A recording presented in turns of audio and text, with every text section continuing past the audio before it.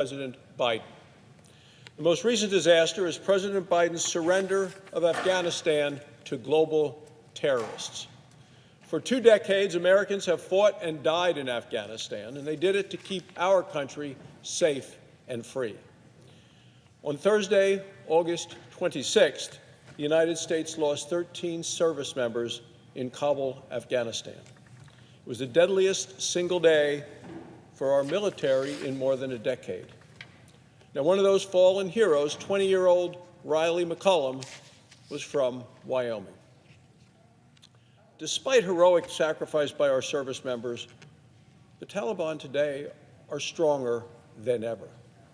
The Taliban control more territory than they did on September 11th of 2001, 20 years ago. Afghanistan is once again a safe harbor for terrorists. This disaster happened because President Biden paid more attention to the calendar on the wall than he did to the conditions on the ground. President Biden wanted symbolism. Well, Madam President, we got symbolism. We got the symbol of terrorists. It's the one they wanted. It's the symbol of helicopters flying, leaving the roof of the U.S. Embassy in Afghanistan, something that President Biden promised the American people they would never see. But there it was for the world to see.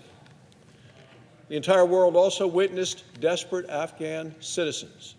They were plummeting to their death as they tried to hang on planes that were leaving from the airport.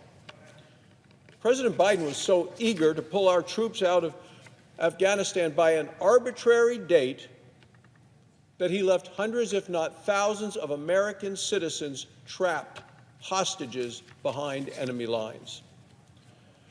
President Biden abandoned strategically located Bagram Air Force Base. That's the one base that could have evacuated people safely. The Biden administration even gave the Taliban a list of American citizens. I mean, can you imagine that? The administration gave the Taliban, the terrorists, a list of American citizens, green card holders, Afghan allies, people we wanted to get out of the country. Madam President, to me and many Americans who heard this happen, we saw it as a kill list, a list that the terrorists would use against American citizens and our allies on the ground.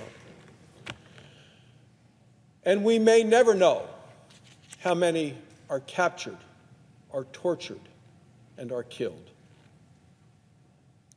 We could have left Afghanistan in honor and with our honor intact.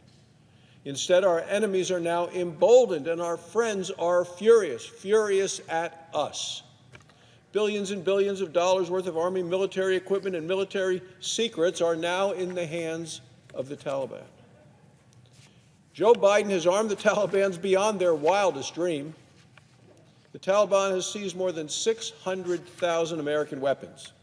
This includes over 2,000 armored vehicles like Humvees, MRAPs, and even American tanks. They also have at least 40 aircraft, including Black Hawk helicopters and drones.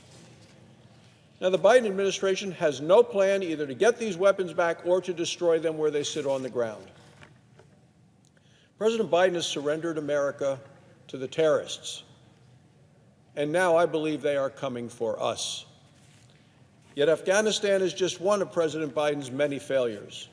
On issue after issue, this president has displayed complete incompetence. For instance, President Biden has displayed gross incompetence and mismanagement at our southern border. On President Biden's first day in office, very first day, he flipped on the green light at the border and he laid out the welcome mat. He shut down construction of the border wall even though that it had been fully paid for. He illegally ended the very successful Remain in Mexico policy. He stopped all deportations. And ever since then, ever since that day one in his administration, illegal immigration has been at an all-time high. Over the last week, we have seen more than 10,000 illegal immigrants crowding under a single bridge in Del Rio, Texas. Since President Biden became president, more than 1 million illegal immigrants have crossed into our country. Look, that's nearly 1 million. That's more than twice the population of Wyoming. Some of these illegal immigrants carry deadly disease. Others carry illegal weapons. Since Joe Biden became president, our border agents have seized enough fentanyl. It's a deadly drug, enough to kill every American man, woman, and child. And the Joe Biden border crisis is, and the word is important to hear here, unprecedented. And that's not my word. It's a direct quote from the Secretary of Homeland Security. Joe Biden's Secretary of Homeland Security a few weeks ago was caught on tape. He told our Border Patrol officers that the border situation, he said, cannot continue. He went on to say, if our border is our first line of defense, he said, then we are going to lose. This is unsustainable. Again, this is coming from President Biden's Secretary of Homeland Security. Yet Democrats in Washington want to double down on this open border policy. Senate Democrats have tried to gain and give amnesty to over 8 million illegal immigrants. Now, they failed. But if they'd been successful, it would have been the largest amnesty for illegal immigrants in our nation's history. Well, that sends a very loud message to people all around the world. It says, if you come here illegally, the Democrats are sure going to try to give you government benefits and maybe even citizenship. This message from this White House and the Democrats only strengthens the magnet for people to come here illegally. Under President Biden, we have chosen chaos on the border, and we have chaos also in Democrat-governed cities. Over the past year and a half, we've seen an unprecedented rise in murders and shootings and violent crime in Democrat-run cities. Last year, the murder rate went up by a third. This year, it's up again. Nearly all of the increases are in cities run by Democrats. Last year, Democrat cities, what did they do? Well, they cut more than $1 billion off of funding from our police, from law enforcement, for people that are there to keep the cities and the streets safe. As a result, crime is out of control.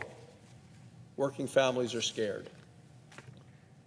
There's also something else that's worrying families all across America, and that's the skyrocketing costs that they have to pay every time they fill up their tank or when they go to the grocery stores. At a time when our economy should be booming, the purchasing power of people's paychecks is getting eaten away.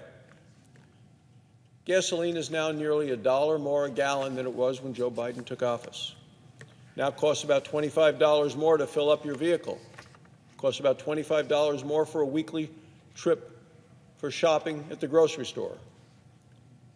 $25 for gas, $25 for groceries, $50 a week. That's over $2,000 a year in lost buying ability, lost power of the paycheck for American families. Inflation's happening because of excessive Democrat borrowing and spending. Gas prices are also rising because President Biden is restricting American energy. He's killed thousands of good energy jobs. He took an axe to the Keystone XL pipeline. He stopped all new oil and gas leases on federal land. No surprise to Americans that the price of energy is going up. And what's President Biden's solution to this? Well, he wants to raise taxes on energy produced in America. Doesn't want Americans to explore for energy and oil in the United States. No, his national security advisor last month actually asked foreign oil-producing countries, including Saudi Arabia and Russia. This is the national security advisor. Asked Saudi Arabia and Russia to pump more foreign oil to lower the price of gas. And you say, well, how do you know that? Well, it was on the White House website, right there for the world to see. The president would prefer for us to buy energy from our enemies rather than produce it here at home. Under the last president, in the previous administration, the United States became energy dominant. President Biden seemed very determined to make us energy dependent once again. Madam President, I could go on. There are so many failures of the Biden administration to discuss. Every single one of these crises could have been avoided. Each one is predictable and would be preventable. Could have been avoided with competent leadership in the White House. Could have been avoided if Democrats stopped their mad dash to the left. The American people gave us a 50-50 Senate. They didn't ask for a left-wing agenda. No wonder recent polls show Americans overwhelmingly say the country is headed in the wrong direction. The American people know what they want: safe communities, secure border, higher wages, lower prices. It's what I hear in Wyoming. It's what I heard this past weekend. The incompetence of this administration over the last 8 months cannot be allowed to continue. Madam President, the American people deserve better. Thank you, Madam President. I yield.